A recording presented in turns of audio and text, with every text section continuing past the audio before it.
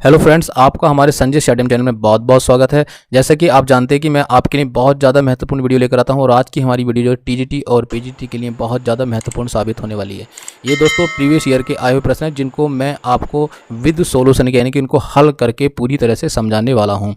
और दोस्तों जैसा कि आप जानते हैं कि हमारे चैनल पर संजय स्टेडियम पर आप टीजीटी, पीजीटी और 12th क्लास की फिजिक्स के लिए और बीएससी क्लास की फिजिक्स के लिए ये वीडियो जो है आपको बहुत ज़्यादा लाभफुल होंगे। हमारे इस चैनल पर बहुत सारे आपके टीजीटी और पीजीटी के ऐसे टॉपिक हैं जिनकी वीडियो आपकी पहले बन चुकी हैं और हमारे इस चैनल पर आप प्लेलिस्ट में जाकर देख सकते हैं दोस्तों, जो आपके लिए बहुत ज़्यादा। आप हमारे चैनल को कर लीजिए सब्सक्राइब और सब्सक्राइब के पास में दिखाई देगा आपको बेल आइकन और उसको भी प्रेस कर दीजिए जिससे कि हमारी जितनी भी वीडियो बनेंगी उनका नोटिफिकेशन आपके पास तक पहुँच जाए।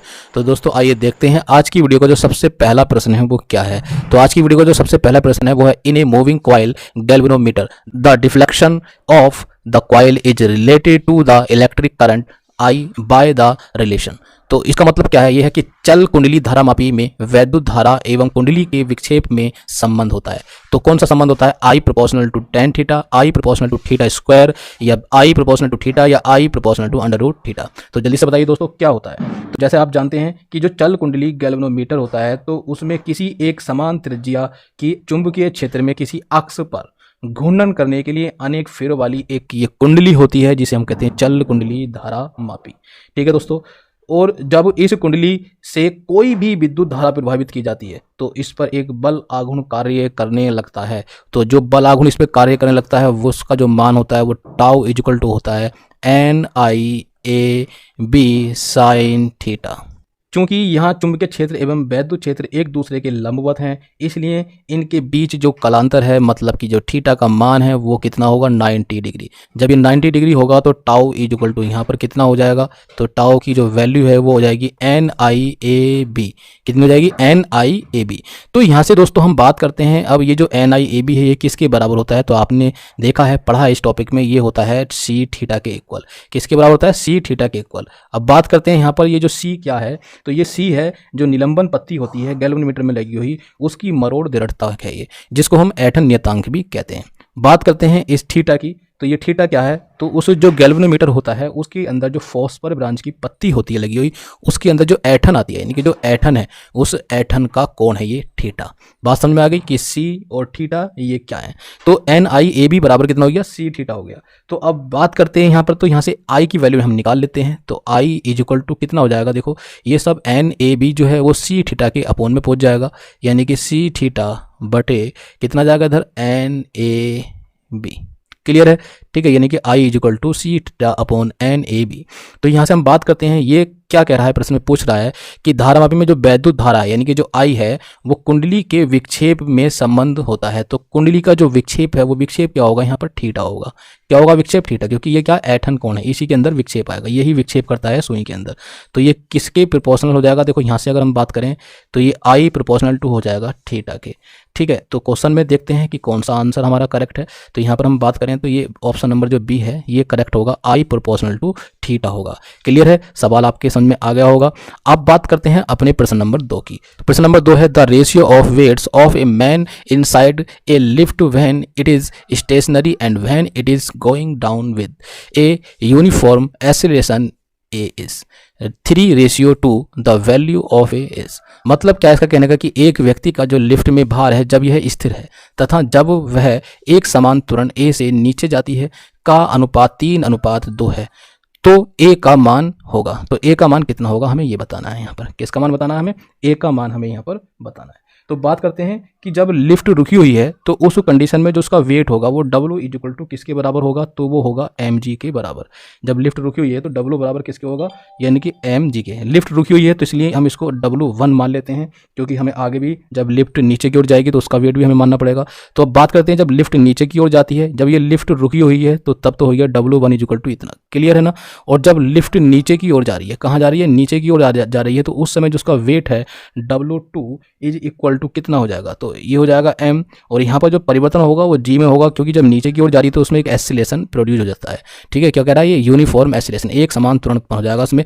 तो वो कितना हो जाएगा, देखो g - a के बराबर होगा। ठीक है, तो g में से वो माइनस हो जाएगा। तो हमने देखा जब लिफ्ट रुकी हुई है तो W1 बराबर कितना हुआ mg के, और जब लिफ्ट नीचे की ओर चलने लगी तो तब W2 बराबर हो जाएगा m और वर्ग उसमें m, और जब लिफ्ट नीचे की ओर जा रही है तो तब W2 बराबर हो जाएगा mg-a के बराबर। तो अब बात करते हैं, ये कह रहा है कि इनका जो रेशियो दे रखा है वो 3:2 दे रखा है। तो इसका मतलब W1/W2 इज इक्वल टू, पहले इनकी बात कर लेते हैं, ये किसके बराबर हो जाएगा mg/m, और ये हो जाएगा g-a। इनका जो रेशियो दे रखा है वो कितना दे रखा है 3/2। क्लियर है ना यहाँ पर। अब इसको हम कर लेते हैं सॉल्व।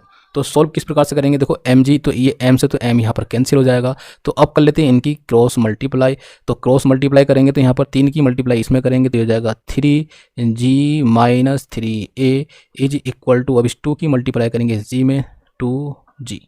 क्लियर है। अब देखो बात करते हैं, ये कह रहा है कि हमें यूनिफॉर्म एसिलेशन निकालना है, यानी कि ए की बात करनी है, यहाँ पर ए निकालना है। तो ए को तो हम इधर ले आते हैं, इसको इधर ले आते हैं, तो इसका मतलब ये हो जाएगा 3a इज इक्वल टू, जब ये इधर जाएगा तो माइनस का 3g माइनस का 2g, तो इसमें से कैंसिल, यानी कि ये माइनस हो जाएगा, तो माइनस होकर कितना जाएगा ये 1g, यानी कि g बचेगा ओनली। 3 में से 2 माइनस करेंगे और इधर क्या है 3a। तो यहाँ से हम बात कर लेते हैं a की, तो a इज इक्वल टू हो जाएगा g/3। कितना आ गया g/3। तो यही हमारा आंसर होगा। तो देख लेते हैं कौन सा ऑप्शन इसमें सही है। तो इसमें ऑप्शन नंबर जो बी है ये करेक्ट होगा। क्लियर है ना। अब आपके ये सवाल भी समझ में आ गया होगा, मुझे उम्मीद है। अब बात करते हैं प्रश्न नंबर 3 की। दोस्तों यदि आपको सवाल समझ में आ रहे हों तो प्लीज़ वीडियो को लाइक जरूर कर दें और कमेंट बॉक्स में लिखकर जरूर बता दें कि हाँ समझ में आ रहा है हमारे। तो अब बात करते हैं प्रश्न नंबर 3 की। तो 3 क्या, a ball is rolling on a table without slipping, its parts of energy associated with rotational motion will be. मतलब कहने का क्या है इसका कि एक गेंद एक मेज पर बिना फिसले लुढ़क रही है, इसकी ऊर्जा का घूर्णन गति से जुड़ा भाग कितना होगा। तो हमें बताना है। तो ऑप्शन नंबर ए है 2/5, ऑप्शन नंबर बी है 2/7, ऑप्शन नंबर सी है 3/5 और ऑप्शन नंबर डी है 3/7। तो जल्दी से बताइए आप कितना होगा, कमेंट बॉक्स में लिखकर बताइए। तो ये इसको करते हैं सॉल्व। तो सॉल्व करने के लिए हम देखते हैं इसमें जो घूर्णन गति ऊर्जा होती है वो ke, कितना ke बराबर होता है 1/2, और ब्रैकेट में कितना होता है मोमेंट ऑफ इनर्शिया यानी कि ICM और प्लस mr², और बाहर होता है ω²। ठीक है। तो ये क्या होती है घूर्णन गतिज ऊर्जा होती है। अब इसको आगे देखते हैं, सॉल्व करते हैं इसको। तो Ag इक्वल टू ये कितना है 1/2। अब यहाँ पर जो हमारे पास ये है ω², इसके अंदर मल्टीप्लाई कर देते हैं तो ये हो जाएगा ICM ω², और यहाँ पर प्लस तो कितना है mr²। तो mr² यानी कि इंटू ω², तो r² ω² की जो वैल्यू होगी वो कितनी होगी, तो यहाँ पर हो जाएगा u²। दोस्तों यहाँ पर जो मैंने रखा है वो यहाँ पर आ रहा था r² और ω² इज इक्वल टू, इसकी जो वैल्यू होती है वो u² के बराबर होती है, यानी कि r ω जो है वो v का मान होता है u का, यानी कि वेलोसिटी के इक्वल होता है। तो यहाँ पर स्क्वायर है तो यहाँ पर मैंने क्या लगा दिया स्क्वायर, तो इसका मान ही हो गया हमारे पास कि 1/2 ब्रैकेट में आ गया ICM ω² प्लस mu²। तो यहाँ तक तो आपको ये समझ में आ गया होगा। ठीक है। तो ये जो हमने वैल्यू रखी है r² ω² is equal to u², वो हमने यहाँ पर ये रख दिए। अब इसको आगे देखते हैं कैसे सोल्व करेंगे। तो दोस्तों ये जो ICM ω² प्लस mu² जो इसकी वैल्यू होती है ये कितनी होती है दोस्तों, ये होता है 1/2, तो ऐसे रहेगा। तो ये हो जाएगा I ω²। तो ये किसके बराबर होता है I ω² के बराबर होता है। तो k is equal to 1/2 I ω²। तो यहाँ पर बात करते हैं I की। I क्या है, ये है मोमेंट ऑफ इनर्शिया।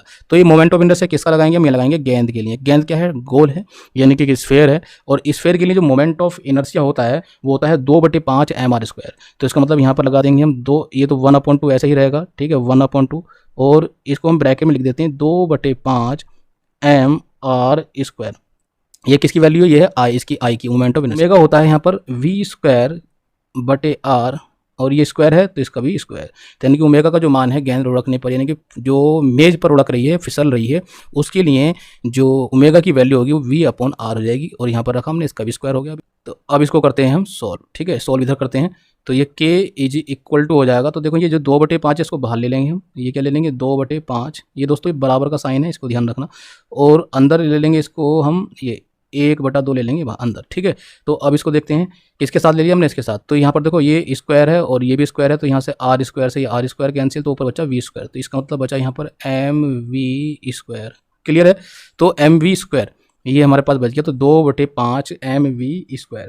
और ये जो mv² होता है ये किसके लिए होता है, काइनेटिक एनर्जी होती है ये भी। और ये कैसी होती है, जो हमारी सिंपल काइनेटिक एनर्जी होती है वो है ये, यानी कि जब भी कोई वस्तु जो है वो इस प्रकार से फिसले नहीं, यानी कि वैसे ही गति कर रही है। तो 2/5, तो इसकी जो काइनेटिक एनर्जी होगी उसको मान लेंगे kr। ठीक है, और ये क्या है के, तो के इज इक्वल टू 2/5 के आर, इतना हो गया यहाँ पर मान। अब यहाँ से हम देखते हैं कि ये कह रहा है कि कौन सा ऑप्शन इसमें करेक्ट होगा। ये कह रहा है ना कि घूर्णन गति से जुड़ा भाग जो है उसका वो कितना होगा, तो यहाँ पर देखो कितना हो रहा है 2/5, किसके बराबर होगा 2/5, तो ऑप्शन हमारा कौन सा है 2/5, ए ऑप्शन हमारा करेक्ट होगा। कौन सा, ए जो ऑप्शन है ये करेक्ट होगा। क्लियर है आंसर हमारा। प्रश्न नंबर 4 क्या है, a particle moves in a circle of radius 25 centimetre at 2 revolution per second, the acceleration of the particles in metre per second square is, मतलब यह है कि 25 सेंटीमीटर त्रिज्या के वृत्त में एक कण 2 परिक्रमण प्रति सेकंड की गति से चलता है। कण के त्वरण मीटर प्रति सेकंड स्क्वायर में होगा, यानी कि कण का जो त्वरण है वो कितना होगा ये हमें ज्ञात करना है। पाई स्क्वायर होगा या 2 पाई स्क्वायर होगा या 8 पाई स्क्वायर होगा या 4 पाई स्क्वायर होगा। तो इसको अभी सॉल्व कर लेते हैं जल्दी से और देख लेते हैं कि कितना होगा। दोस्तों यहाँ पर बात कर रहा है कि एक वृत्त की बात कर रहे हैं, यानी कि सर्किल की बात कर रहे हैं, उसकी जो त्रिज्या है वो कितनी है 25 सेंटीमीटर की त्रिज्या है। तो यहाँ पर एक सर्किल बना लेते हैं ये, और इसकी जो रेडियस है यहाँ से यहाँ तक ये रेडियस है 25 सेंटीमीटर।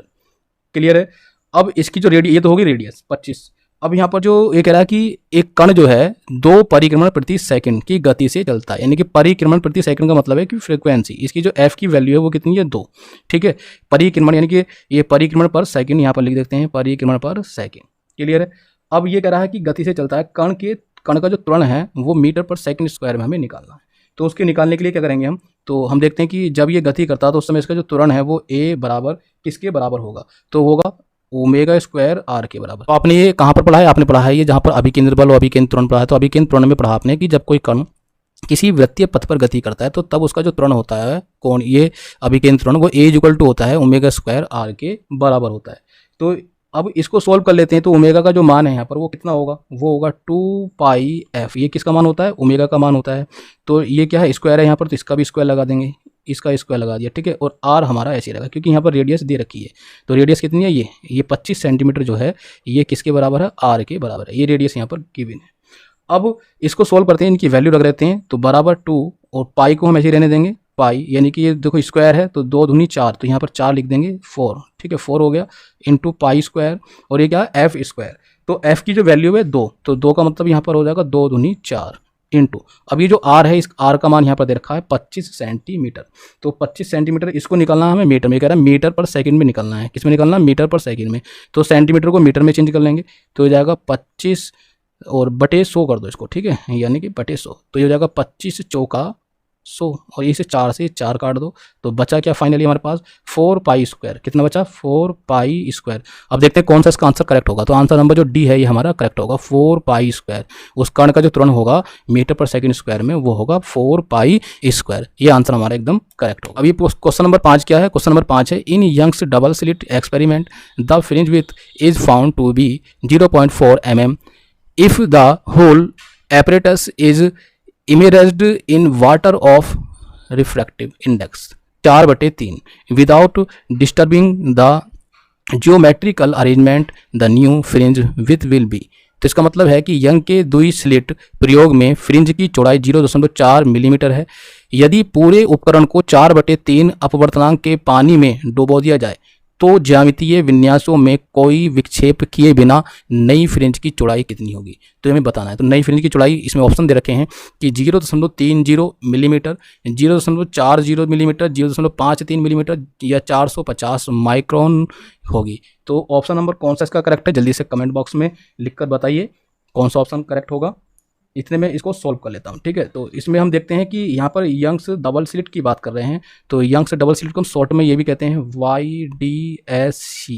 ठीक है, यंग्स डबल स्लिट एक्सपेरिमेंट, तो इसकी हम बात कर रहे हैं। तो दोस्तों जब यंग्स डबल स्लिट एक्सपेरिमेंट की हम बात करते हैं तो वहाँ पर जो बीटा की वैल्यू होती है, फ्रिंज की चौड़ाई की बात कर रहे हैं ना यहाँ पर, तो फ्रिंज की जो चौड़ाई हमें देखनी है, कह रहा है नई फ्रिंज की चौड़ाई। तो नई फ्रिंज की चौड़ाई हमने मान लिया बीटा, और ये बीटा बराबर जो इसकी फ्रिंज की चौड़ाई है वो पहली उसको मान लिया ओल्ड को लैम्डा डी अपॉन किसके बराबर होता है, म्यू के बराबर होता है, यानी कि beta is equal to lambda D upon mu. तो अब हम इनकी वैल्यू रख लेते हैं। तो लैम्डा डी की जो वैल्यू है वो कितनी दे रखी है, यहाँ पर पहली जो चौड़ाई है इसकी ये रखी है। ठीक है, 0.4, तो इसको लिख देंगे 0.4। ठीक है, तो यहाँ पर अपवर्तनांक की बात कर रहा है, तो 0.4 को हम मिलीमीटर को किस में चेंज कर लेंगे, मीटर में चेंज कर लेंगे। तो इसका मान हो जाएगा 10 की पावर 0.4 इंटू 10 की पावर -3। बटे म्यू का जो मान है यहाँ पर वो कितना दे रखा है, यानी कि म्यू मतलब अपवर्तनांक इसका पानी का, तो वो हो जाएगा 4/3। तो यहाँ पर 4/3 रख देंगे बटे में। अब इसको सॉल्व कर लेंगे तो 3 तो ऊपर पहुँच जाएगा यहाँ पर, ठीक है। तो ये वैल्यू हो जाएगी हमारे पास 0.4 × 10⁻³ और इंटू 3 इंटू क्या हो जाएगा यहाँ पर 3 और हो जाएगा, और अपोन में ये 4। तो यहाँ पॉइंट से पॉइंट काट दिया, तो यहाँ पर एक 0 बढ़ा देंगे, तो 4 से ये काट देंगे हम 10 बार। कितनी बार कट जाएगा? 10 बार। तो यहाँ पर कितना, देखो इस 10 से इसको भाग कर देंगे 3 को, तो ये बीटा इक्वल टू हो जाएगा 0.3 × 10⁻³ अब देखो यहाँ पर ऑप्शन किस में दे रखा है, मिलीमीटर में दे रखा है, तो ये इसको मिलीमीटर में चेंज कर लेंगे तो ये आ जाएगा 0.3 मिलीमीटर। तो देखो ऑप्शन नंबर कौन सा है यहाँ पर 0.3, यानी कि ऑप्शन नंबर ए हमारा करेक्ट होगा। इसको हम आगे 0 लिख सकते हैं, इसके कोई दिक्कत नहीं है, कोई प्रॉब्लम नहीं है, ठीक है। ये सवाल भी आपको समझ में आ गया होगा। अब देखते हैं अपना नेक्स्ट प्रश्न। दोस्तों यदि आपको हमारी वीडियो पसंद आ रही हो तो हमारी वीडियो को आप लाइक जरूर कर दें। यदि हमारे इस चैनल को यदि अभी तक आपने सब्सक्राइब नहीं किया है तो चैनल को कर लें सब्सक्राइब, और सब्सक्राइब के पास में दिखाई देगा आपको बेल आइकन, उसको भी प्रेस जरूर कर दें, जिससे कि हमारी जितनी भी महत्वपूर्ण वीडियो आएंगी उनका नोटिफिकेशन आपके पास तक पहुंच जाए। तो अब देखते हैं अपना प्रश्न नंबर 6। तो प्रश्न नंबर 6 क्या है, the ratio of the speeds of sound in nitrogen gas to that is helium gas at 300 K। मतलब यह है कि नाइट्रोजन तथा हीलियम गैसों में 300 केल्विन ताप पर ध्वनि की चालों का अनुपात हमें बताना है, वो कितना होगा। ऑप्शन नंबर इधर रखा है अंडर में 2/7, ऑप्शन नंबर बी है 1/7, ऑप्शन नंबर सी है 3/7, ऑप्शन नंबर बी है 3/5 अंडर रूट में, ठीक है। ये वर्गमूल में दे रखे हैं सब वैल्यू, और यहाँ पर दे रखा वर्गमूल 3/5। तो अब कौन सा ऑप्शन इसका करेक्ट होगा ये आप जल्दी से कमेंट बॉक्स में लिखकर बताइए। तो अब मैं इसको सॉल्व कर लेता हूँ। तो यहाँ पर बात कर रहा है कि ध्वनि की चाल, तो हमने मान लिया कि जो ध्वनि की चाल होती हैं वो कितनी होती हैं, V1/V2 इक्वल टू कितना होता है, यहाँ पर होता है V1/V2 इक्वल टू वर्गमूल में, ठीक है। वर्गमूल में कितना होता है, वर्गमूल में होता है M2/M1। तो यहाँ पर जो M2 और M1 है ये क्या है, तो ये M1 M2 जो है ये होते हैं परमाणु भार, जो भी वहाँ पर गैसें दी हुई हैं उनके परमाणु भार की बात करते हैं। तो अब देखते हैं V1/V2, तो हम किसकी बात कर रहे हैं, यहाँ पर नाइट्रोजन और हीलियम की बात कर रहे हैं।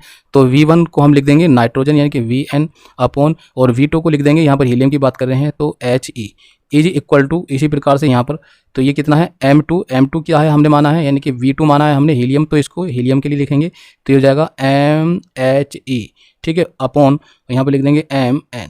अब इनके जो परमाणु भार होते हैं वो कितने होते हैं, जो हीलियम का होता है वो कितना होता है 4 होता है, और इसका कितना होता है नाइट्रोजन का 14, ठीक है। ये वर्गमूल में हो जाएगा। अब इसका हम निकाल लेंगे वर्गमूल, यानी कि सोल्व कर लेंगे इसको। तो वर्गमूल में देखो कितना आ जाएगा सोल्व करके, ये हो जाएगा 2 दूनी 4 और 2 सत्ते 14, यानी कि 2/7। कितना आएगा 2/7। ये हमारा आंसर जो होगा वो करेक्ट होगा। देखो कौन सा आंसर इसमें सही है, पहला ही ऑप्शन इसका करेक्ट है 2/7। तो ये हमारा ऑप्शन करेक्ट है। अब देखते हैं प्रश्न नंबर 7। तो प्रश्न नंबर 7 क्या है, यह है कि in the diffraction through single slit first minima of wavelength λ1 and third maxima of wavelength λ2 are coincident then. मतलब कहने का यह है कि एक एकल स्लिट के विवर्तन प्रतिरूप में तरंग दैर्घ्य λ1 का प्रथम निम्नलिखित और तरंग दैर्घ्य λ2 का तृतीय निम्नलिखित कैसे हैं, संपाती हैं, यानी कि दोनों कैसे आपस में संपाती हैं। तब उस कंडीशन में हमें बताना है कि इनमें से कौन सा इसको फॉलो करेगा समीकरण। तो हमारे पास पहला है 3 λ1 इक्वल टू 0.3 λ2, दूसरी समीकरण है 3 λ1 इक्वल टू λ2, तीसरी है λ1 इक्वल टू 3.5 λ2, और चौथी समीकरण है 0.3 λ1 इक्वल टू 3 λ। तो ये इसका जो प्रथम निम्नलिखित है ये बराबर किसके, तृतीय निम्नलिखित के। तो प्रथम निम्नलिखित यानी कि प्रथम निम्नलिखित बराबर किसके होगा, तृतीय निम्नलिखित के। तृतीय निम्नलिखित क्लियर है, तृतीय निम्नलिखित के। तो यहाँ पर देखते हैं प्रथम निम्नलिखित कितना होता है n λ1 होता है, और जो तृतीय निम्नलिखित होता है ये होता है 2n+1 और λ/2। तो यहाँ पर हमने इसके लिए λ2 मान लेते हैं इसको, तो λ2/2, ठीक है, इतना होता है। अब इसको सॉल्व कर लेते हैं। तो प्रथम निम्नलिखित के लिए जो n की वैल्यू कितनी जाएगी 1, और यहाँ पर λ1 इक्वल टू तृतीय निम्नलिखित के लिए जो n की वैल्यू हो जाएगी वो हो जाएगी 3, तो 2 × 3 + 1 क्लियर है, ठीक है। और यहाँ पर कितना λ2/2। तो अब इसको आगे सॉल्व करते हैं। आगे सॉल्व करने पर देखते हैं क्या आएगा। तो यहाँ पर तो बचेगा λ1, यानी कि λ1 की मल्टीप्लाई हो जाएगी 1 में हो जाएगी, तो λ1 बचेगा बराबर। तो यहाँ पर कितना है 2 × 3 यानी कि 2 × 3 = 6 और 1 7, ये हो जाएगा 7, और नीचे कितना है /2 और इंटू λ2।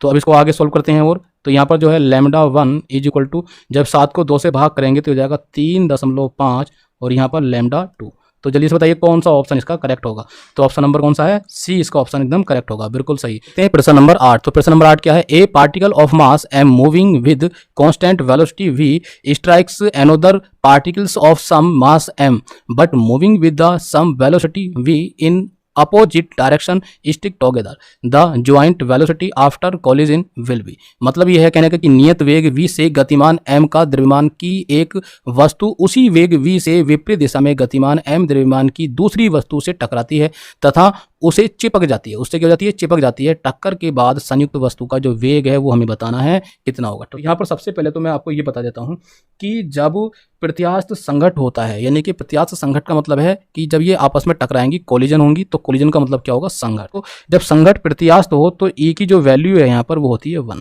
ई किसे कहते हैं, तो ई कहते हैं कोएफिशिएंट ऑफ रेस्टिट्यूशन।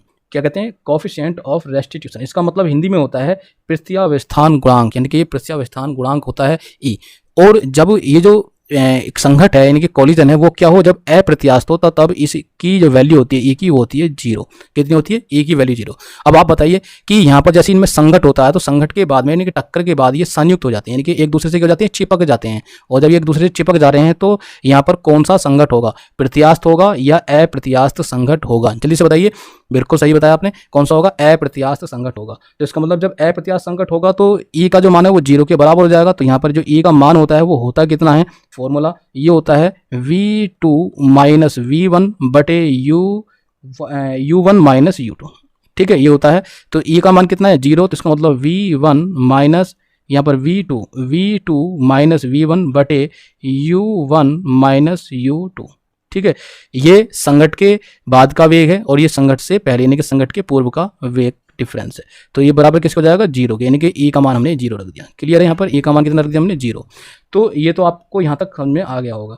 अब बात करते हैं कि अब इसकी वैल्यू कितनी होगी, संयुक्त वस्तु का जो वेग है वो कितना होगा। तो उसके लिए आप ये दो समीकरण देखिए, एक समीकरण ये है और एक समीकरण ये है। इन दोनों समीकरणों में आप स्पष्ट रूप से देख रहे हैं कि एक तो v1 की समीकरण है, v1 बराबर है ये वैल्यू, और एक है v2 बराबर वैल्यू है। तो इसमें जब दो वस्तुएं, यानी कि इस कंडीशन में क्या होता है, जब दो वस्तुओं का जो द्रव्यमान है, यानी कि दो वस्तुएं यहाँ पर, एक पहली वस्तु एक दूसरी वस्तु, दोनों क्या हो रही है, दूसरे से चिपक रही हैं। तो इन दोनों वस्तुओं का जो द्रव्यमान है जब समान होता है, यानी कि m1 बराबर m2 बराबर किसके हो, m के हो, यानी कि इन दोनों वस्तुओं का जो द्रव्यमान है वो क्या हो, बराबर हो और किसके, m के बराबर, यानी कि समान हो, तब उस स्थिति में हम निकालते हैं v1। तो v1 की जो वैल्यू है वो कितनी होती है, v1 बराबर वैल्यू आ जाती है u2 के।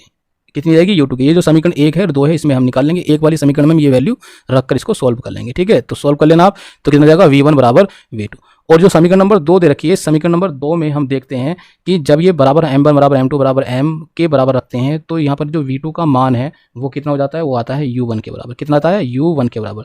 तो इसका मतलब v1 का जो मान है वो किसके जाएगा, u2 के बराबर आ जाएगा, और जो v2 का मान है वो किसके बराबर आ जाएगा, वो u1 के बराबर आ जाएगा। तो ये तो दोनों वैल्यू बराबर आ गई यहाँ पर। अब इनसे हम क्या स्पष्ट करेंगे, यानी कि क्या हम यहाँ से निकालना चाह रहे हैं, हम निकालना चाह रहे हैं जो हमने अभी समीकरण निकाली थी v2 माइनस u, ये v1 और यहाँ पर u1 माइनस u2 बराबर 0। तो इस समीकरण को हम मान लेते हैं, कौन सी मान ले, ए समीकरण मान ले, ए नंबर ऐसा करके। तो इस ए समीकरण में हम ये वैल्यू रखकर निकाल सकते हैं। तो अब देखो इसको कैसे निकालेंगे हम, तो यहाँ से हमने इसको रखा, तो v1 बराबर कितना रखना है, u2 रखना है, तो v1 बराबर u2 रखेंगे हम, और v2 बराबर क्या रखना है हमें, u1 रखना। तो इसका मतलब यहाँ पर हो जाएगा u1 माइनस u2, और अपोन में क्या है, अपोन में देखो क्या है, u1 माइनस u2 कितना है, u1 माइनस u2 ही अपोन में है। ठीक है, बटे में भी ये है, ये हमारे पास आ गई कंडीशन, बराबर किसके है, ये 0 के।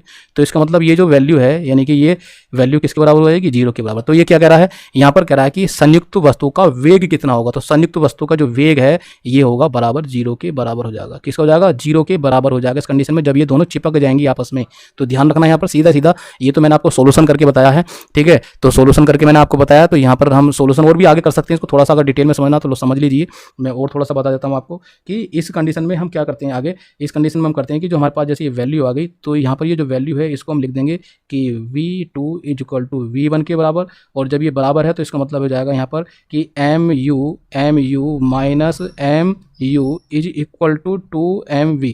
तो यहाँ से हमें v निकालना है, तो v बराबर हो जाएगा यहाँ पर देखो, ये तो कैंसिल हो जाएगा और ये भी कैंसिल हो जाएगा, 0, तो ये सब मान 0 यानी कि 0। तो इसका मतलब जो संयुक्त वस्तु का जो वेग है वो 0 के बराबर हो जाएगा। और ये किसके द्वारा निकाला, ये हमने निकाला संवेग संरक्षण के नियम के अनुसार। तो ये कौन सा नियम लगाया हमने, संवेग संरक्षण का नियम लगाया हमने। ठीक है। तो संवेग संरक्षण के नियम के अनुसार v इक्वल टू कितना आएगा, 0 आएगा। ठीक, क्लियर है यहाँ पर। तो इसका मतलब इसका जो ऑप्शन हमारा सी होगा वो करेक्ट होगा। ये ऑप्शन हमारा सी सही है, संयुक्त वस्तु का जो वेग है वो 0 होगा। अब इसको थोड़ा सा शॉर्ट में समझ लेते हैं। देखो शॉर्ट में अगर आपको करना है तो आप ये ध्यान रखना है यहाँ पर कि जब हमारे पास ई की जो बात होती है यहाँ पर ई इक्वल टू 1 होता है, तो जब ये संघट कैसा हो, प्रत्यास्थ हो, कैसा हो, संघट प्रत्यास्थ हो, तो तब उस कंडीशन में तो इसको सोल्यूशन करके आप निकाल लेना। और यदि संघट अप्रत्यास्थ दे रखा है तो ध्यान रखना, संघट अप्रत्यास्थ है तो ई इक्वल टू 0 है, तो चाहे आप कोई भी वैल्यू लगाना यहाँ पर 0 ही आएगा, आंसर कितना आएगा, 0। तो अप्रत्यास्थ संघट की कंडीशन में संयुक्त वस्तु का जो वेग होगा वो 0 होगा। कितना होगा, 0 होगा। तो इसका मतलब जो आंसर हमारे यहाँ पर वो शून्य करेक्ट होगा। क्लियर है। अब देखते हैं प्रश्न number 9। In the circuit show in figure EMF of the cell is 2 volt and internal resistance is negligible. The resistance of the voltmeter is 80 ohm. The reading of the voltmeter will be, मतलब यह कहने का कि चित्र में प्रदर्शित परिपथ में सेल का विद्युत वाहक बल, क्या सेल का जो विद्युत वाहक बल है वो कितना है, 2 वोल्ट है, तथा आंतरिक प्रतिरोध नगण्य है। इसका आंतरिक प्रतिरोध कितना नगण्य है, तो वोल्ट मीटर का प्रतिरोध जो 80 कितना है, 80 ओम है। वोल्ट मीटर का पाठ्यांक क्या होगा, द्वारा समझ लीजिए कि चित्र में प्रदर्शित एक चित्र दे रखा है, ये चित्र दे रखा है, इसमें जो सेल का विद्युत वाहक बल है वो कितना दे रखा है, 2 वोल्ट, ये दे रखा है। ठीक है। इसके बाद कह रहा है कि आंतरिक प्रतिरोध जो है वो नगण्य है, इसका जो आंतरिक प्रतिरोध है वो क्या है, नगण्य है। फिर कह रहा है कि वोल्ट मीटर का जो प्रतिरोध यानी कि जो वोल्ट मीटर है इसका जो प्रतिरोध है यहाँ पर, ये वोल्ट मीटर इसका जो प्रतिरोध है वो कितना, 80 ओम है। इस 80 ओम, ये वाले वोल्ट मीटर की बात कर रहे हैं हम। ठीक है, इस वाले वोल्ट मीटर की हम बात कर रहे हैं, कितना, 80। आगे कह रहा है कि वोल्ट मीटर का पाठ्यांक यानी कि इस वोल्ट मीटर का पाठ्यांक हमें बताना। तो दोस्तों यहाँ पर देखो ये पूरा एक सर्किट है इस प्रकार से। तो इस सर्किट में आप देख रहे हैं कि 20 ओम है और ये क्या है, 80 ओम। ये दोनों अगर देखे जाए तो इस पूरे सर्किट के अनुसार ये कैसा सीरीज में जुड़ा हुआ है। तो सीरीज का मतलब इसका जो प्रतिरोध हो जाएगा R इक्वल टू तुल्य प्रतिरोध हो जाएगा 20 और प्लस 80 बराबर 100। ठीक है, 100 ओम के बराबर। क्लियर है यहाँ पर। तो ये तो आपको समझ में आ गया होगा। अब बात करते हैं यहाँ पर कि इस वोल्ट मीटर में यानी कि जो वोल्ट मीटर है ये वाला, इस वोल्ट मीटर में जो फ्लो होने वाली करंट कितनी होगी। तो फ्लो होने वाली जो करंट है वो देखते हैं हम कितनी होगी यहाँ पर। तो I is equal to current होगी, कितना होता है, V अपॉन R के बराबर। ओम का नियम होता है I is equal to V upon R। तो V की वैल्यू कितनी है, 2 है, और R की वैल्यू कितनी आ गई यहाँ से, 100। तो यहाँ से इसको डिवाइड कर दो तो ये आ गया 1/50। कितना आ गया, 1/50 एम्पियर। तो इसमें जो वोल्ट मीटर में बहने वाली धारा है वाई इक्वल टू आएगा 1/50 एम्पियर। अब बात करते हैं इस वोल्ट मीटर का पाठ्यांक कितना होगा। तो इस वोल्ट मीटर का जो पाठ्यांक है उसको हम देख लेते हैं। वोल्ट मीटर कितना, वोल्ट मीटर का पाठ्यांक, वोल्ट मीटर का पाठ्यांक। तो वोल्ट मीटर का पाठ्यांक बराबर होगा IR के, किसके, IR। तो यहाँ पर R को हम देखो ऊपर R हमने इस्तेमाल कर लिया है इसको, तो इसको हम लिख देते हैं IR डैश लगा देते हैं यहाँ पर, डैश IR डैश के। तो I की वैल्यू कितनी निकाली हमने, 1/50, 1/50। अब इस R डैश की जो वैल्यू है वो कितनी आएगी, देखो यहाँ पर प्रश्न में कह रहा है कि जो वोल्ट मीटर है उसका जो प्रतिरोध है वो 80 ओम है, यानी कि ये वाला। तो ये I डैश की वैल्यू होगी तो यहाँ पर हो जाएगा 80। ठीक है, इसको सॉल्व करेंगे, ये 0 से 0 कैंसिल। अब इसको देखो कितना आएगा हमारे पास, ये आ जाएगा पाठ्यांक 8/5, 8/5। इसको सोल्व करो, 5 से इसको भाग करो तो कितना जाएगा, 5 ही कम 5 और बचे 3, तो 5 छंग 30, 1.6 यानी कि 1.6 वोल्ट, 1.6 वोल्ट जो है वो किसका पाठ्यांक होगा, वोल्ट मीटर का पाठ्यांक होगा। तो यहाँ पर जो ऑप्शन हमारा कौन सा करेक्ट होगा, ऑप्शन नंबर जो सी है ये एकदम करेक्ट होगा। क्लियर है। अब देखते हैं प्रश्न नंबर 10। तो प्रश्न नंबर 10 क्या है यह है कि in the circuit show in figure the potential difference between points A and B will be, मतलब यह है कि चित्र में प्रदर्शित परिपथ में बिंदु A व B के मध्य विभवांतर हमें बताना है। तो किस किस के मध्य बताना है हमें, A के और इस B के मध्य हमें विभवांतर बताना है। तो हमने इसको ये एक इस प्रकार का ये चित्र बना हुआ है, इसको A मान लिया, इसको B, इसको C और इसको हमने D मान लिया है। तो हमें A और B के बीच निकालना है। तो इसका मतलब हम यहाँ पर देखो A D है और ये C है, पहले इसके बीच में क्या लगा हुआ है, ये विद्युत भाग बल लगा हुआ है, तो इसलिए इसको एक भुजा मान लेंगे हम और इसको एक भुजा मान लेंगे यहाँ से। तो इसकी जो सभी भुजाओं का जो प्रतिरोध हो जाएगा वो कितना हो जाएगा, तो इस भुजा का प्रतिरोध हो जाएगा यहाँ से 5, ये सीरीज में लगे हुए हैं, ये भी सीरीज में और ये भी सीरीज में। तो 5 + 5 + 5 15, ऐसे यहाँ पर 5 + 5 + 5 15। तो इसका मतलब प्रत्येक भुजा का जो इसका प्रतिरोध होगा वो 15 होगा। ठीक है, इसको हम लिख देते हैं यहाँ पर कि प्रत्येक भुजा, प्रत्येक का मतलब सभी भुजा लिख देते हैं यहाँ पर कि सभी भुजाओं का प्रतिरोध कितना, R मान लेते हैं, बराबर होगा 15 ओम। ठीक है, अब बात करते हैं इस वाली भुजा में बहने वाली धारा और इस वाली भुजा में बहने वाली धारा। तो प्रत्येक भुजा में बहने वाली धारा तो लिख देंगे यहाँ पर प्रत्येक भुजा में बहने वाली धारा, तो प्रत्येक भुजा में बहने वाली धारा कितनी हो जाएगी, आई बराबर ओम का नियम के अनुसार V अपॉन आर। V की वैल्यू कितनी देखी है यहाँ पर 2 दे रखी है तो 2 रख देंगे, और R की वैल्यू हमने अभी निकाली है तो कितनी है 15, तो इतने एम्पियर हो जाएगी। ठीक है, तो यानी कि इस वाली भुजा में, इस भुजा में और इस भुजा में, यानी कि प्रत्येक भुजा में, इस चित्र की प्रत्येक भुजा में जो बहने वाली धारा होगी वो 2/15 एम्पियर के बराबर होगी। क्लियर है, यहाँ पर 2/15 एम्पियर के बराबर होगी। अब यहाँ पर निकालते हैं विभवांतर। तो विभवांतर किसके बीच में, ए और बी के बीच में। तो ए का पर जो विभव होगा वो कितना होगा, ए पर, बिंदु ए पर जो विभव होगा वी ए माइनस बिंदु बी पर जो विभव होगा वो होगा वी बी। तो इनके बीच का विभवांतर जो होगा V A minus V B. तो ये किसके बराबर होगा, तो कोई यहाँ से निकालते हैं। यहाँ से हमने देखा कि प्रत्येक भुजा में जो बहने वाली धारा है वो समान है, तो इसलिए हम क्या निकालेंगे, इसके बीच का विभवांतर, इसके बीच का विभवांतर ऐड कर देंगे तो वो इन दोनों के विभवांतर के बराबर होगा। तो यहाँ पर निकालेंगे कितना, V A minus V C. Clear है यहाँ पर। आप क्या करेंगे, V C minus V B, तो इसको ऐड कर देंगे, V C minus V B, इसको हमने इसमें क्या कर दिया, ऐड कर दिया। ठीक है, तो अब इसको सॉल्यूशन कर लेंगे इसका निकाल के।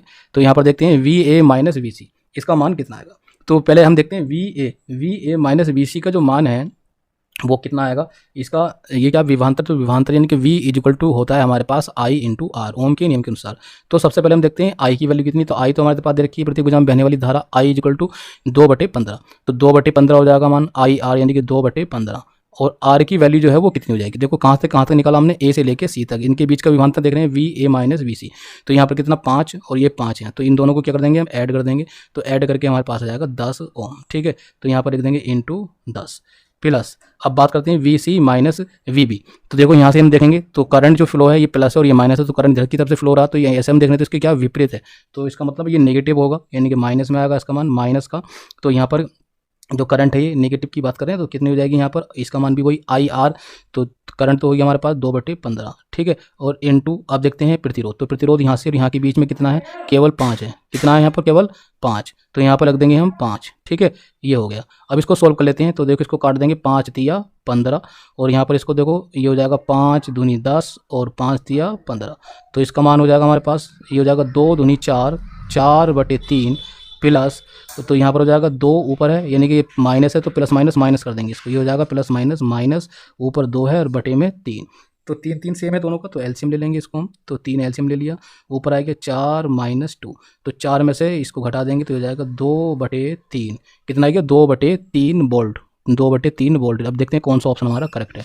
2/3 वोल्ट है किसमें, हाँ ये है, पहला ही ऑप्शन हमारा करेक्ट होगा। क्लियर है दोस्तों। यहाँ पर एक रिक्वेस्ट है, यदि आपने अभी तक हमारे चैनल को सब्सक्राइब नहीं किया तो चैनल को सब्सक्राइब कर दें और वीडियो को लाइक कर दें। ठीक है, तो देखते हैं प्रश्न नंबर 11 क्या है। तो प्रश्न नंबर 11 है, the temperature of the sun is measured by. तो इसका मतलब ये है कि सूर्य का जो ताप मापा जाता है, यानी कि सूर्य का ताप जो है वो किस में मेजर्ड किया जाता है, तो हमें बताना है। तो ये तो बहुत आसान है, सबको पता होगा। तो सूर्य का जो ताप यानी कि जो उच्च ताप होता है उसको हम पायरोमीटर के द्वारा मापते हैं, यानी कि ऊंचा, इसको मनाते हैं उत्ताप मापी, इसको हिंदी में कहते हैं उत्ताप मापी। ठीक है, प्रश्न नंबर 12। तो प्रश्न नंबर 12 क्या है, twisting couple per unit angular twist is. इसका मतलब क्या है कि ऐठन आघूर्ण प्रति इकाई कोणीय ऐठन होता है। तो प्रति इकाई कोणीय ऐठन कितना होगा इसका। ऑप्शन नंबर ए है पाई ईटा आर की पावर 4/L, बी है 2 पाई ईटा आर की पावर 4/L, और सी है पाई ईटा आर की पावर 4/12, और ऑप्शन नंबर डी है पाई एन आर की पावर 4/3L। तो कौन सा ऑप्शन इसका सही होगा जल्दी से बताइए कमेंट बॉक्स में लिखकर, तब तक हम इसको कर लेते हैं सॉल्व।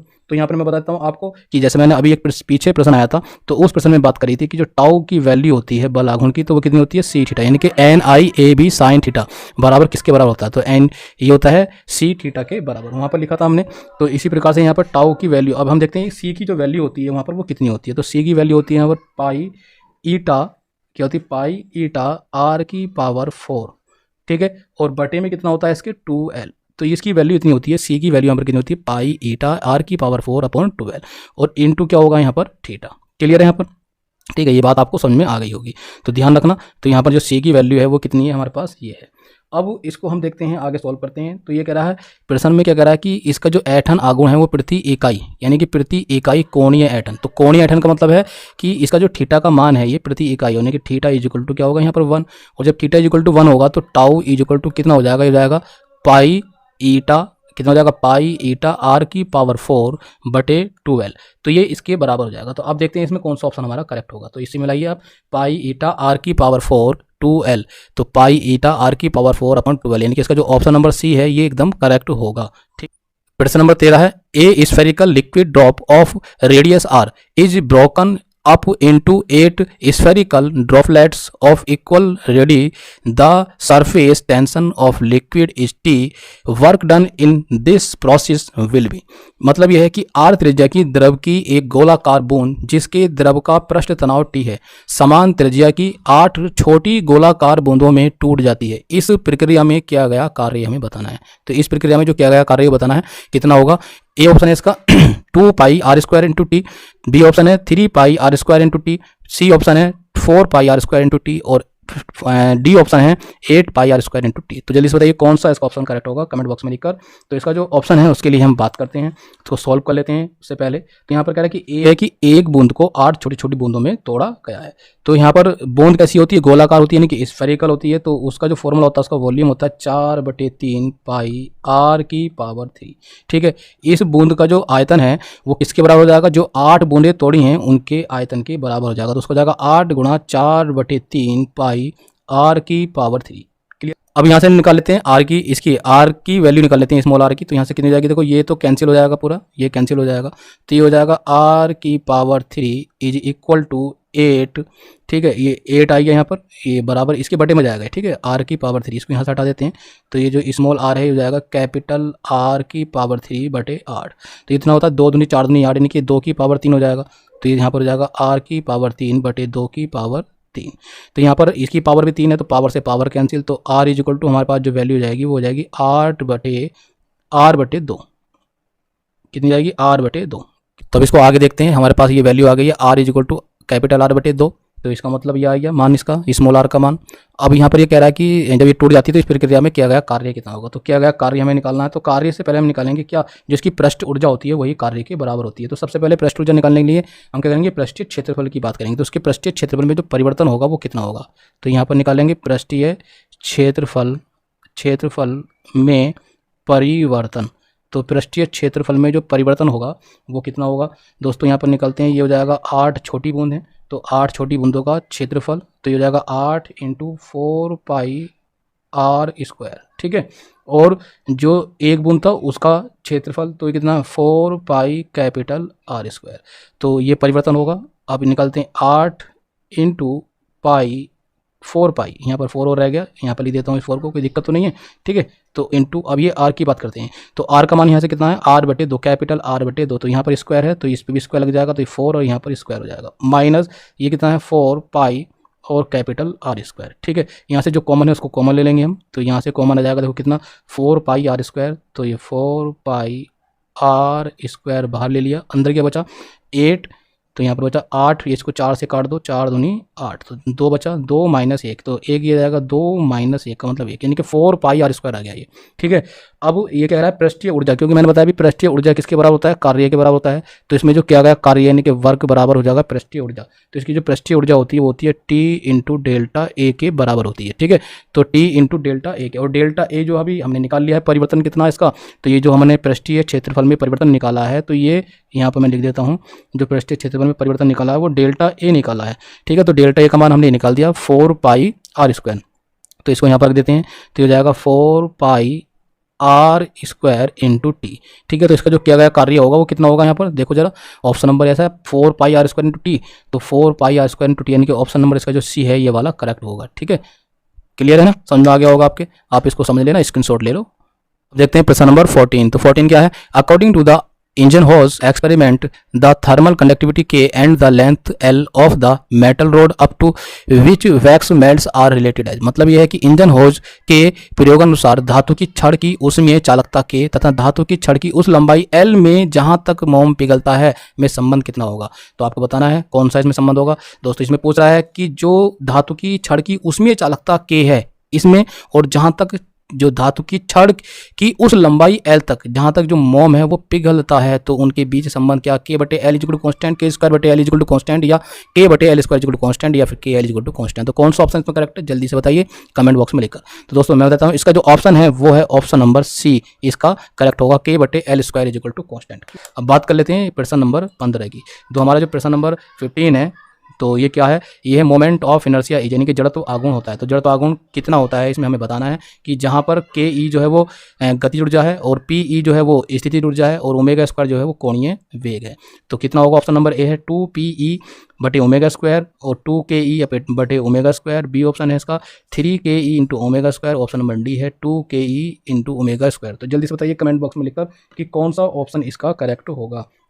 तो यहाँ पर इसको मैं तब तक सॉल्व कर लेता हूँ। तो सॉल्व करके देखते हैं। तो के ई यानी कि गतिज ऊर्जा जो के ई है उसका जो मान होता है वो होता है 1/2 आई ओमेगा स्क्वायर। हमने भी पीछे एक प्रश्न आया था, उस प्रश्न में इसका मान ये निकाला था। काइनेटिक एनर्जी कितनी निकलती है वहाँ पर 1/2 आई ओमेगा स्क्वायर। ठीक है, तो जब ये वैल्यू होती है तो यहाँ पर हम बात करते हैं आई की। तो आई मोमेंट ऑफ इनर्शिया, यानी कि यहाँ पर कह रहा है कि मोमेंट ऑफ इनर्शिया कितना होगा। तो moment of inertia I is equal to होता है के ई, तो ये 2 की मल्टीप्लाई इसमें हो जाएगी तो ये जाएगा 2 के ई। क्लियर है, और बटे जो ये ओमेगा स्क्वायर है नीचे आ जाएगा। ठीक है, तो हमारे पास ये ऑप्शन करेक्ट होगा। तो अब जल्दी से बताइए कौन सा ऑप्शन है, 2 के ई बटे ओमेगा स्क्वायर। तो इसका ऑप्शन नंबर जो सी है वो एकदम करेक्ट होगा। क्लियर है, तो ये आंसर हमारा करेक्ट। तो दोस्तों कैसी लगी आपको हमारी वीडियो, अगर वीडियो पसंद आई तो वीडियो को कर देना लाइक, और यदि अभी तक आपने हमारे चैनल को सब्सक्राइब नहीं किया तो चैनल को कर लीजिए सब्सक्राइब, और सब्सक्राइब के पास में दिया होगा बेल आइकन, उसको भी प्रेस कर देना जिससे कि हमारी जितनी वीडियो बनेंगी उनका नोटिफिकेशन आपके पास तक पहुंच जाए। तो अब मिलते हैं अपनी नेक्स्ट वीडियो में, तब तक के लिए गुड बाय।